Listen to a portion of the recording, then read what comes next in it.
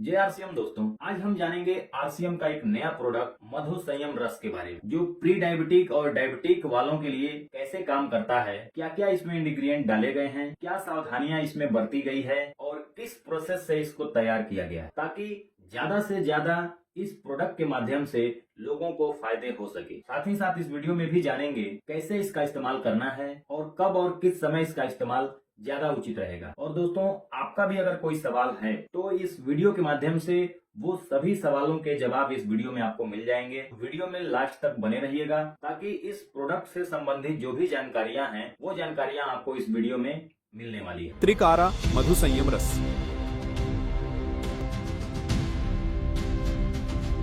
ये कोई साधारण जूस या पेय पदार्थ नहीं है। आरसीएम की रिसर्च टीम ने भारतीय प्राचीन ग्रंथों व वर्तमान की स्थितियों के आधार पर वर्षों तक अध्ययन व कई प्रयोग करने के बाद इस रस को तैयार किया है। इसे बनाने से पहले आरसीएम ने इस पर गहन क्लिनिकल परीक्षण किए हैं। इन परीक्षणों का उद्देश्य केवल इसका प्रभाव सिद्ध करना नहीं था, बल्कि यह सुनिश्चित करना भी था कि यह प्रोडक्ट पूरी तरह से सुरक्षित और लंबे समय तक उपयोग के लिए प्रभावी हो। आरसीएम के इन क्लिनिकल परीक्षणों की वजह से त्रिकारा मधु संयम रस ने डायबिटीज प्रबंधन के क्षेत्र में एक नया मानक स्थापित किया है। इन परीक्षणों के नतीजों ने साबित किया कि त्रिकारा मधु संयम रस ने न केवल ब्लड शुगर लेवल को बेहतर ढंग से नियंत्रित किया, बल्कि शरीर की ऊर्जा और समग्र स्वास्थ्य को भी बढ़ाया। प्रतिदिन 30 मिलीलीटर दिन में 2 बार इस रस का सेवन करना है, साथ में ली जा रही दवा का सेवन करते रहना है। डायबिटीज के लिए उपयुक्त आहार का सेवन करना है। गामा ऑरिजनॉल के 2 कैप्सूल का सेवन करना है। नियमित व्यायाम करना है व ली जा रही दवा को शुगर की जांच करते हुए धीरे धीरे कम करते जाना है। एक दिन आप बिना दवा के अपनी शुगर को सामान्य स्तर पर ला सकते हैं। यह त्रिकारा मधु संयम रस पूर्णतया प्राकृतिक तत्वों से तैयार किया गया है, जो इसे न केवल डायबिटीज को नियंत्रित करने में, बल्कि इम्यूनिटी बूस्टर, एंटीऑक्सीडेंट और पित्त शोधक गुणों के कारण सामान्य स्वास्थ्य को बनाए रखने में भी बेहद उपयोगी बनाता है।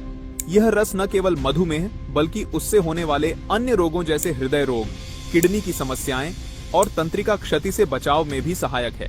इसके नियमित सेवन से शरीर के भीतर ऑक्सीडेटिव तनाव को कम किया जा सकता है, जिससे दीर्घकालिक स्वास्थ्य समस्याओं का खतरा घटता है। यह उन लोगों के लिए भी लाभकारी है जो मधुमेह से पीड़ित नहीं हैं, क्योंकि यह रक्त में ग्लूकोज स्तर को संतुलित रखने के साथ साथ स्वास्थ्य रक्षा में मदद करता है। अगर आप डायबिटीज से जुड़ी हर रोज की तकलीफों से छुटकारा चाहते हैं तो आज ही लीजिए। जैसा कि वीडियो के माध्यम से अभी हम सभी लोगों ने देखा है कि हम लोग बात कर रहे हैं डायबिटीज एंड मधु संयम रस के बारे में। तो मधु संयम रस के मोड ऑफ एक्शन को समझने से पहले हमें इसके रूट कोज को समझना चाहिए कि इसका रूट कोज क्या है, कि हमने क्या डिजीज को ध्यान में रखते हुए या क्या प्रॉब्लम को ध्यान में रखते हुए मधु संयम रस का निर्माण किया है। Basic problem is that diabetes. Diabetes क्या है? देखिए, जनरली क्या होता है कि जब हमारे ब्लड में ग्लूकोज का लेवल बढ़ने लगता है तो हम उसे डायबिटीज की परिभाषा देते हैं कि वही डायबिटीज है। अब इस ग्लूकोज को हमारी सेल्स तक पहुंचाने का काम एक स्पेशल टाइप का हार्मोन करता है, जिसे हम इंसुलिन कहते हैं। जनरली आज की इंफॉर्मेशन हो सकता है थोड़ी सी टेक्निकल हो, बट मधु संयम रस को समझने के लिए ये सारी इंफॉर्मेशन हमें ध्यान होना बहुत ज्यादा जरूरी। इंसुलिन ही ग्लूकोज को पिक करके ब्लड से उठा करके सेल्स तक पहुंचाता है। इस इंसुलिन का निर्माण कहां होता है? इंसुलिन का निर्माण हमारे पैनक्रियास, जो कि एक वाइटल ऑर्गन है शरीर का, पैनक्रियास की पैनक्रियाटिक ग्लैंड में जो बीटा सेल्स अवेलेबल होती है, वहीं इंसुलिन का निर्माण होता है। अब डायबिटीज की 2 कंडीशंस होती है, एक हाइपोग्लाइसेमिया और एक हाइपरग्लाइसेमिया। ये वर्ड्स हमें याद होना जरूरी है। हाइपो एंड हाइपर, उससे आप डिफरेंशिएट कर पाएंगे कि बेसिकली किसी भी पेशेंट में प्रॉब्लम क्या है। हाइपोग्लाइसेमिया वह चीज होती है जहां ग्लूकोज लेवल ब्लड में काफी कम हो जाता है, उसे हम ग्लाइपोहाइसीमिया बोलते हैं। But diabetes is what? Diabetes को सीधे शब्दों में बोलेंगे हम लोग हाइपरग्लाइसेमिया, जहां ग्लूकोज की मात्रा ब्लड में बढ़ जाती है, इंक्रीज हो जाती है। ये बहुत सीधे शब्दों में और बहुत इजी शब्दों में हमें याद रखना है कि जहां ग्लूकोज की मात्रा हमारे ब्लड में बढ़ जाती है उसे हम हाइपरग्लाइसीमिया या फिर डायबिटीज मेलिटस बोलते हैं। डायबिटीज मेलिटस 2 टाइप की होती है, टाइप 1 एंड टाइप 2। टाइप 1 क्या होता है? जैसा कि सबको पता है कि टाइप 1 डायबिटीज में जो पैनक्रियाज में बीटा सेल्स अवेलेबल होती है वो इंसुलिन का निर्माण करना बंद कर देती है। उस कंडीशन में क्या होता है कि जो पेशेंट्स होते हैं जो टाइप 1 डायबिटीज से पीड़ित हैं, उन्हें इंसुलिन के इंजेक्शन एक्सटर्नली लेने पड़ते हैं। अब ये किन को इफेक्ट करती है?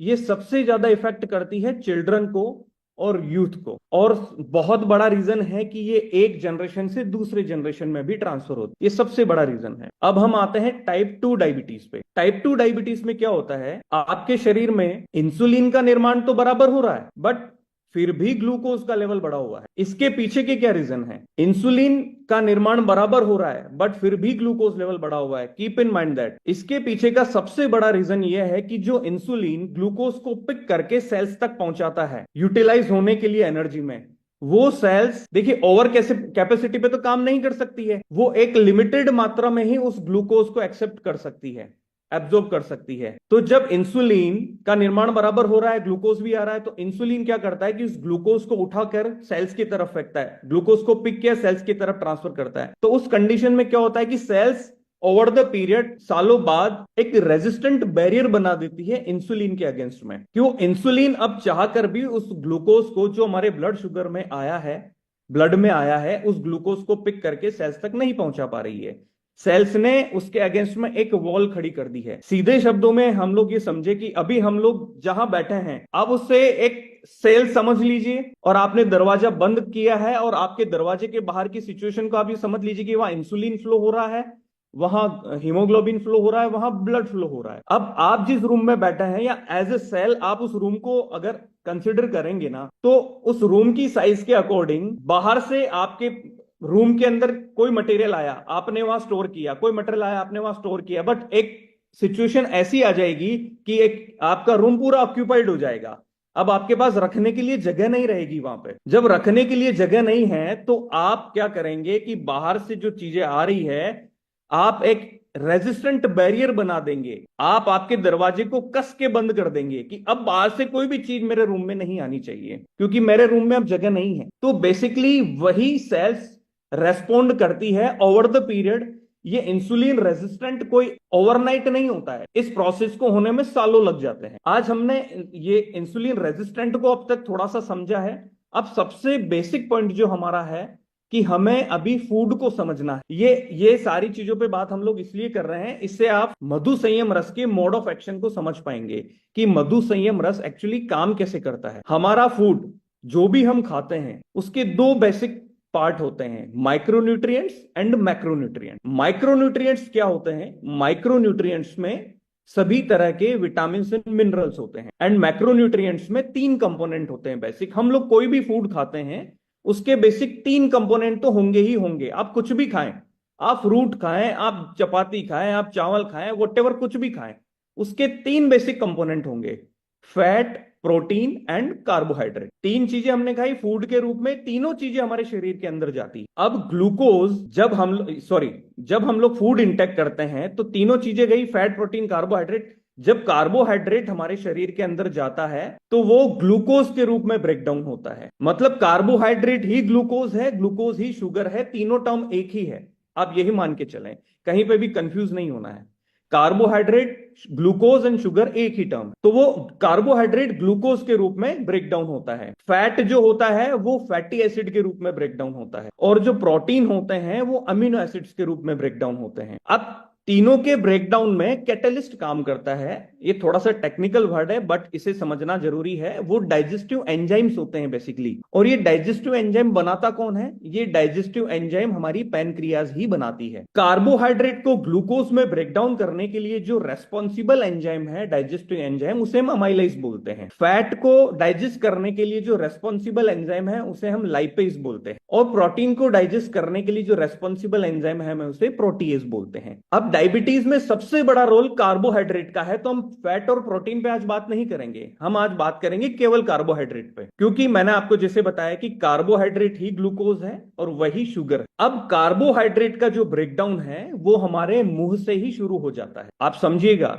जैसे हमने फूड इंटेक किया उसके बाद में कार्बोहाइड्रेट का ब्रेकडाउन हमारे मुंह से ही स्टार्ट हो गया है। अब हमारे मुंह में सलाइवरी ग्लैंड होती है जो सलाइवा बनाती है, जो लार बनाती है। उसी लार में डाइजेस्टिव एंजाइम होता है लाइपेज, जो रेस्पॉन्सिबल होता है कार्बोहाइड्रेट को ब्रेक डाउन करने में। वो कार्बोहाइड्रेट ब्रेक डाउन होके ग्लूकोज के रूप में शरीर के अंदर पहुंचता है। बिल्कुल इसे ना एज ए पिक्चर दिमाग में बिठाइए तो मधु संयम रस को समझने में बड़ा इजी रहेगा। कार्बोहाइड्रेट टूट के ग्लूकोज के रूप में आपके ब्लड में पहुंचा है। अब इंसुलिन जो प्रोड्यूस कर रहा है पैनक्रियाज, वो इंसुलिन का काम है कि उस ग्लूकोज को उठा करके सेल्स तक पहुंचाना है। अब हम थोड़ा एक टर्म और रहेगी ग्लाइसेमिक लोड, उस पर थोड़ा बाद में आएंगे। सबसे पहले हम एक वाइटल ऑर्गन के बारे में और समझेंगे जो रेस्पॉन्सिबल है एज वेल एज, जैसा पैनक्रियाज है वैसे ही वो वाइटल ऑर्गन रेस्पॉन्सिबल है डायबिटीज में। वो वाइटल ऑर्गन कौन सा है? वो वाइटल ऑर्गन है लीवर। लीवर का स्वस्थ रहना भी बहुत ज्यादा जरूरी है, क्योंकि डायबिटीज की वजह से लीवर खराब हो सकता है या खराब लीवर की वजह से डायबिटीज हो सकती है, वाइस वर्सा। तो हमारे लीवर का भी स्वस्थ रहना बहुत ज्यादा जरूरी है, क्योंकि लीवर हमारे शरीर की एक फैक्ट्री है जहां सारे मेटाबॉलिक फंक्शनिंग सारी लीवर में होती है। लीवर एक ऐसी जगह है जो हर माइक्रोन्यूट्रिएंट को स्टोर करती है और वो बॉडी में सप्लाई, जैसे बॉडी को नीड होती है वैसे सप्लाई देती। तो हमने जैसे कार्बोहाइड्रेट खाया, उसका डाइजेस्टिव सिस्टम में जाके डाइजेशन हुआ, तो उसकी जो नेक्स्ट प्रोसेस रहेगी वो मेटाबॉलिज्म रहेगी कि हमने ग्लूकोज तो खाया, अब ग्लूकोज यूटिलाइज कैसे होगा, ग्लूकोज कन्वर्ट कैसे होगा, ग्लूकोज एनर्जी में कैसे कन्वर्ट होगा। ग्लूकोज के एनर्जी में कन्वर्ट होने वाले प्रोसेस को ही हम लोग मेटाबॉलिज्म बोलेंगे। वो मेटाबॉलिज्म का प्रोसेस लीवर में होता है। हमने कोई भी चीज खाई, वो ब्लड में जैसे ब्रेकडाउन होके ब्लड में आई, उसके बाद में वो डायरेक्ट बॉडी को सप्लाई नहीं हो जाएगी। उसके बाद में वो जो डाइजेस्ट हो गया है वो ब्लड के थ्रू लीवर में जाएगा और जो अनडाइजेस्टेड कंपोनेंट है वो स्टूल के थ्रू बाहर आ जाएंगे। जो काम की चीज है वो ब्रेकडाउन हो चुकी है, वो ब्लड के थ्रू लीवर में जाएगी। लीवर एक ऐसा ऑर्गन है जो सबसे पहले जो भी कंपोनेंट आया है लीवर के अंदर उसे इंस्पेक्ट करेगा, उसे डिटॉक्सिफाई करेगा, उसे मेटाबोलाइज करेगा, उसे ब्रेक डाउन करेगा। इस चीज को बहुत ध्यान से समझना है हमें कि लीवर जो ग्लूकोज या एमिनो एसिड्स ब्रेकडाउन हुए शरीर के अंदर, ग्लूकोज जो ब्रेकडाउन हुआ है डाइजेस्टिव सिस्टम में, अब वो एनर्जी में कन्वर्ट होने के लिए अब लीवर का रोल रहता है। तो लीवर का स्वस्थ रहना भी हमारे लिए उतना ही जरूरी है। अब क्या होता है कि जैसे जैसे अब डायबिटीज होने की बहुत सारी स्टेजेस हैं। जब डायबिटीज होने लगती है और डायबिटीज का पता चलता है किसी पेशेंट को, तब तक तो उसकी 20% आई विजन तो चला गया होता है और उसके बाद में उसके शरीर में इंसुलिन का रेजिस्टेंट बढ़ने लगता है कि सेल्स ने ग्लूकोज को एक्सेप्ट करना कम कर दिया है या फिर इंसुलिन के अगेंस्ट में रेजिस्टेंट बैरियर बना दिया है। और कार्बोहाइड्रेट को मैंने समझाया है कि कार्बोहाइड्रेट ग्लूकोज में ब्रेकडाउन होके जाता है, इंसुलिन उसे सेल्स तक पहुंचाता है, वो सारी चीजें। अब बेसिकली क्या होता है कि जब हम लोग लेबोरेटरी डायग्नोसिस के लिए जाते हैं तो HbA1c का टेस्ट हम लोग कराते हैं, जिसे ग्लाइकेटेड हीमोग्लोबिन A1c बोलते हैं हम लोग, जो 5 से 7% की रेंज में तो नॉर्मल होता है, 7 से 8% की रेंज में वो प्री डायबिटीज रेंज में आता है और मोर देन 8% वो डायबिटीज की रेंज में आता है। हमने डायबिटीज को समझ लिया है, हमने लीवर के फंक्शनिंग को समझ लिया है, हमने प्रॉब्लम को समझ लिया है। क्या इस प्रॉब्लम का समाधान इस प्रकृति में अवेलेबल है, प्राकृतिक रूप से अवेलेबल है? इसे समझना बहुत ज्यादा जरूरी है। सारी समस्याओं का और सारी हेल्थ रिलेटेड जितनी भी प्रॉब्लम्स हैं उन सभी समस्याओं का समाधान प्रकृति में अवेलेबल है। प्रकृति से यूटिलाइज करना हमें आना चाहिए। हमें पता है कि डायबिटीज में करेला काम करेगा, हमें पता है जामुन काम करेगा, क्योंकि बहुत सारी इंफॉर्मेशन अवेलेबल है, हमें सब कुछ पता है। बट हमें यह पता नहीं है कि जामुन का कौन सा एक्टिव कंपोनेंट काम करेगा, हमें यह पता नहीं है कि करेले का कौन सा एक्टिव कंपोनेंट काम करेगा, हमें यह पता नहीं है कि मेथी सीड का कौन सा एक्टिव कंपोनेंट काम करेगा और कैसे काम करेगा। हमें तो लोगों ने बोल दिया है कि जामुन खा लो भाई, डायबिटीज में बड़ा बेनिफिशियल है, हमें बोल दिया एलोवेरा पी लो, हमें बोल दिया आंवला, बट उसके पीछे साइंटिफिक रीजंस क्या हैं? क्या साइंटिफिक इवोल्यूशंस हैं जिसकी वजह से ये सारी हर्ब्स जो मधु संयम रस में यूज हुई है वो बेनिफिशियल है इंसुलिन रेजिस्टेंट को रोकने के लिए, पैनक्रियाज की हेल्थ को स्टिमुलेट करने के लिए। उसके पीछे बड़े साइंटिफिक रीजन। सबसे पहले तो मैं बताना चाहूंगा कि मधु संयम रस को बनाने के लिए हमने ये इंग्रेडिएंट्स ही क्यों यूज किए हैं। इसके पीछे की टर्म को समझिएगा आप, glycemic index and glycemic load. ये एक बहुत बेसिक टर्म है और सभी को पता होनी चाहिए कि हम लोग कोई भी फूड खाते हैं तो सबका एक जीआई इंडेक्स होता है, ग्लाइसेमिक इंडेक्स होता है, और उसमें protein, fat, carbohydrate, fibre and water की मात्रा होती है। ठीक है, उससे हम लोग कैलकुलेशन करते हैं पीएफ वैल्यू का। अब किसी भी इंग्रेडिएंट का ग्लाइसेमिक लोड निकालने के लिए हम लोग यूज करते हैं glycemic index and PF value. अब एक डायबिटिक पेशेंट के लिए एक आइडियल ग्लाइसेमिक लोड कितना होना चाहिए कि उसे इंटेक करना है बीटा सेल्स को भी रीजनरेट करने के लिए। वैसे तो इंफॉर्मेशन बोलती है, साइंस बोलती है कि बिलो 100 होना चाहिए, और हम तो बोलते हैं कि बिलो 25 होना चाहिए, जिससे कि बीटा सेल्स भी रीजनरेट हो, बीटा सेल्स की हेल्थ में इंप्रूवमेंट हो, पैनक्रियाज हेल्थ में इंप्रूवमेंट हो, तो वो ग्लाइसेमिक लोड भी 25 से बिलो होना चाहिए। ये बहुत इंपॉर्टेंट टर्म है, क्योंकि हमारी डाइट में जितना ग्लाइसेमिक लोड बढ़ेगा उतनी ही हमारी बीटा सेल्स की ग्लाइसेमिक लोड हैंडलिंग कैपेसिटी कम होती जाएगी, बीटा सेल्स डेड होती जाएगी। जितना कार्बोहाइड्रेट हम लोग मेजर क्वांटिटी में खाएंगे उतना ग्लाइसेमिक लोड हमारे शरीर में जाएगा और बीटा सेल्स की ग्लाइसेमिक लोड हैंडलिंग कैपेसिटी कम होती जाएगी। तो हमें ऐसा क्यों करना है? हमने इस चीज का जो निदान निकाला है कि हमने जो इंग्रेडिएंट यूज किए हैं उनको बहुत साइंटिफिकली इवेल्यूएट किया है कि उनकी ग्लाइसेमिक लोड काफी कम होना चाहिए। उसके बाद में जो हमने आपको जो सारी प्रॉब्लम्स बताई है और जो एक डायबिटिक पेशेंट खुद समझते हैं कि उनके शरीर में प्रॉब्लम क्या है, कि इंसुलिन ने रेजिस्टेंट बैरियर बना दिया है, सॉरी सेल्स ने रेजिस्टेंट बैरियर बना दिया है, इंसुलिन इनएक्टिव हो गया है, इंसुलिन को उसकी एक्टिविटी बहुत वीक हो गई है ग्लूकोज को पिक करने की, तो glycemic load must be less than 25। तो हमारे जितने भी इंग्रेडिएंट्स हैं उनका ग्लाइसेमिक लोड लेस देन 25 है, जिसे हमने कैलकुलेट किया है with the help of glycemic index and PF value. PF value is the sum of fat, protein and fibre. Fibre जिस इंग्रेडिएंट में होगा उसकी पीएफ वैल्यू भी कम आएगी। अब देखिए हमारे पास जितने भी इंग्रेडिएंट हैं सब रिच सोर्स ऑफ फाइबर है, रिच सोर्स ऑफ फाइबर है, इनमें रिच एंटीऑक्सीडेंट है। अब ये एक टेक्निकल टर्म हम लोग यूज करेंगे, उसे हम बोलते हैं कि पॉलीफिनॉल्स। इन सभी में पॉलीफिनॉल पाया जाता है, वो क्योंकि हमारे शरीर में जो ऑक्सीडेटिव स्ट्रेस होता है उसे कम करते हैं। थोड़ा सा टेक्निकल है अगेन। ऑक्सीडेटिव स्ट्रेस क्या होता है कि जो इंसुलिन फ्री फ्लो कर रहा है, जो हमने जो देखा है कि रेटिनोपैथी जो होती है, जो आई की जो सेल्स होती है जो बहुत वीक होती है, ऑलरेडी बहुत थिन होती है, जो फ्री रेडिकल इंसुलिन जो as a free radical flow कर रहा है वो आपकी आई की सेल्स को भी डैमेज कर देता है। तो इस वजह से रेटिनोपैथी होती है। तो वो फ्री रेडिकल्स को स्टिमुलेट करना, उन्हें कम करना, ऑक्सीडेटिव स्ट्रेस को कम करना, उसके लिए हमें क्या चाहिए?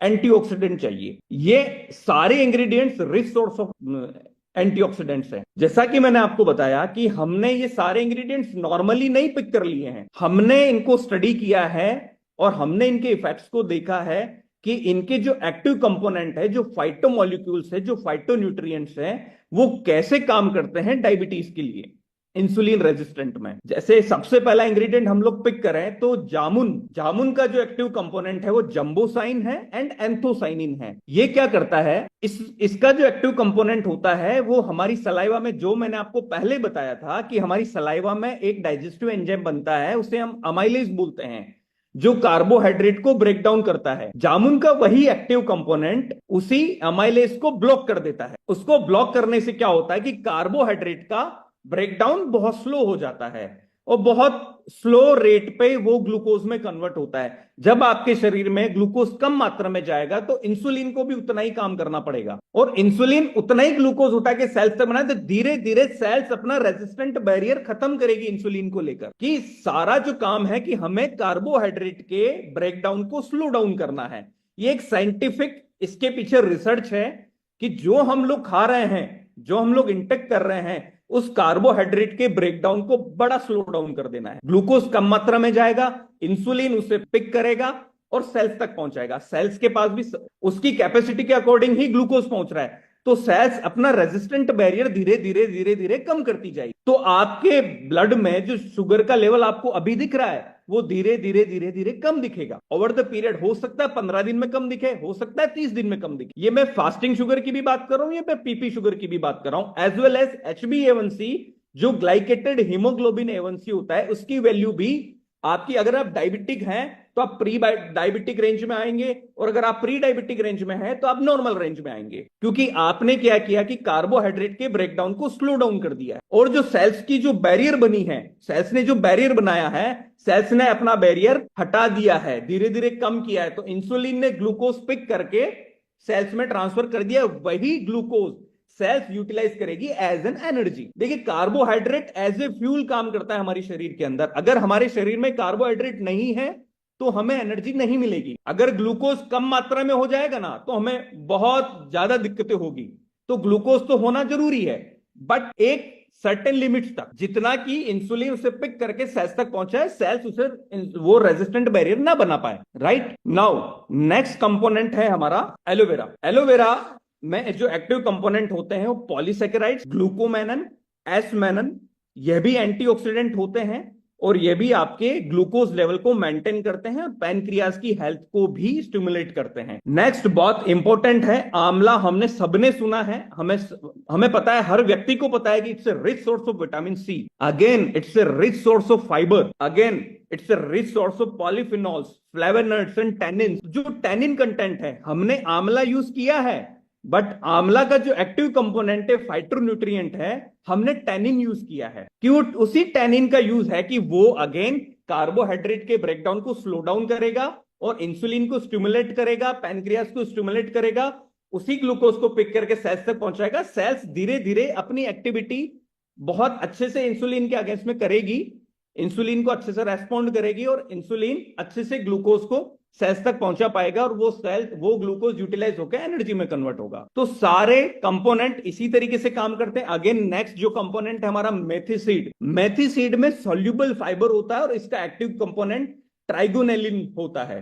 ठीक है, यह भी आपके डाइजेस्टिव सिस्टम को या डाइजेस्टिव प्रक्रिया को थोड़ा स्लो कर देता है, ब्लड शुगर को धीरे धीरे कम करता है। टाइप 2 डायबिटीज में हम समझ रहे हैं ना कि इंसुलिन रेजिस्टेंट बन चुका है, तो वो सारी प्रक्रियाओं पे ये सारे इंग्रेडिएंट काम करते हैं। तो हम मधु संयम रस में एक आम इंग्रेडिएंट नहीं ऐड करके हमने फाइटोन्यूट्रिएंट्स ऐड किए हैं, फाइटोमोलिक्यूल्स ऐड किए हैं, जो बहुत अच्छे तरीके से एक्टिवली रेस्पॉन्ड कर सके, एक्टिवली सेल्स को उस तरीके से बूस्टअप कर सके कि वो ग्लूकोज को एक्सेप्ट करें और अपना इंसुलिन रेजिस्टेंट बैरियर को खत्म करें। यही फाइटोमोलिक्यूल्स आपको शरीर में ऑक्सीडेटिव स्ट्रेस को भी कम कर रहे हैं और बाकी जो दूसरी प्रॉब्लम्स भी हो रही है, लीवर के स्वास्थ्य को भी अच्छे से बना के रख रहे हैं। राइट, अब हमने ये कर ली सारी थ्योरेटिकल बातें। ठीक है, इसके पीछे एविडेंस क्या है? थ्योरेटिकल बात नहीं है। वैसे तो नॉर्मली जो मार्केट में चल रहा है वो ऐसे ही चल रहा है कि हमने आमला डाल दिया, मेथी डाल दिया, ये डाल दिया, बट हमने तो सारे फाइटोन्यूट्रिएंट्स डाले हैं, फोर्चो डाले। अब ये सारी बातें तो हमने कर ली, अब इसके पीछे क्या एविडेंस क्या है हमारे पास में? सर एविडेंस तो पेपर पे आते तभी सब लोग ट्रस्ट करते हैं ना सर, जब लोगों को फायदा पहुंचता है तभी ट्रस्ट होता है ना सर। तो हमने 90 डेज का क्लिनिकल ट्रायल कंडक्ट करा है 70 पेशेंट्स पे। 70 पेशेंट्स पे सिंगल आर्म क्लिनिकल ट्रायल हम लोगों ने रन करा है। ये प्रोसेस काफी टाइम से चल रहा है हमारा। हमने इंटरनल ट्रायल्स भी रन किए हैं, हमने क्लिनिकल ट्रायल्स भी रन किए, जो रैंडम पेशेंट्स हम लोगों ने पिक किए, जिन्हें हम नहीं जानते हैं वो रैंडम पेशेंट्स इंडिया के हर कोने से हम लोगों ने पिक किए हैं, सैंपल्स गए हैं और क्लिनिकल ट्रायल के ये सारा एक CTRI के अंडर में सारा रजिस्ट्रेशन हुआ है और क्लिनिकल ट्रायल कंडक्ट कराया हम लोगों ने। तो ये है सर प्रैक्टिकल इंफॉर्मेशन और प्रैक्टिकल रिजल्ट सामने, कि जहां हमने HbA1c के रिजल्ट्स को 20%, 18 to 20% तक सुधारा है। ये 30 डेज का मैं अगर एक रिजल्ट की बात करूं तो 7 से 4 पेशेंट का जो हमने फॉलोअप लिया था, तो उनके एलोपैथिक मेडिसिन भी डॉक्टर ने बंद करने के लिए बोल दिए थे। Allopathic medicine is what? Metformin. Metformin के नुकसान क्या है सर? मेटफॉर्मिन आप लेंगे, एक छोटी सी गोली लेंगे, अगेन वो कार्बोहाइड्रेट के ब्रेकडाउन को स्लो डाउन करेगा, ग्लूकोज में धीरे से स्लो करेगा, धीरे से ब्रेकडाउन करेगा। बट मेटफॉर्मिन का नुकसान यह है कि वो लीवर जो स्टोर कर रहा है ग्लूकोज को, तो वो उस प्रोसेस को बंद कर देगा, उससे आपकी सेल्स टिश्यूज को डैमेज होगा। हम ये किसी से कंपेयर नहीं कर रहे हैं, बट ये सच्चाई है, ये साइंटिफिकली प्रूवन है कि ये मेडिसिन से ये नुकसान होते हैं। But what we are doing, हमने HbA1c के लेवल को 18 to 20% तक कम किया है, हमने फास्टिंग प्लाज्मा को 26% तक कम किया है और हमने PP ग्लूकोज को 32% तक कम किया है, जो कि अपने आप में बहुत अच्छे और जबरदस्त रिजल्ट्स हैं। और यह 90 दिनों तक चलने वाला क्लिनिकल ट्रायल था, जिसमें किसी भी पेशेंट को कोई साइड इफेक्ट नहीं हुआ। इवन उनकी लाइफस्टाइल में बहुत सुधार हुआ, उन्होंने भी कुछ चेंजेस किए। देखिए, सबसे पहला पॉइंट ये कि food is the first line of health care. अगर हमारा फूड अच्छा होगा तो हम लोग, और हमारी लाइफस्टाइल अच्छी होगी तो हम लोग किसी भी बीमारी से निजात पा सकते हैं।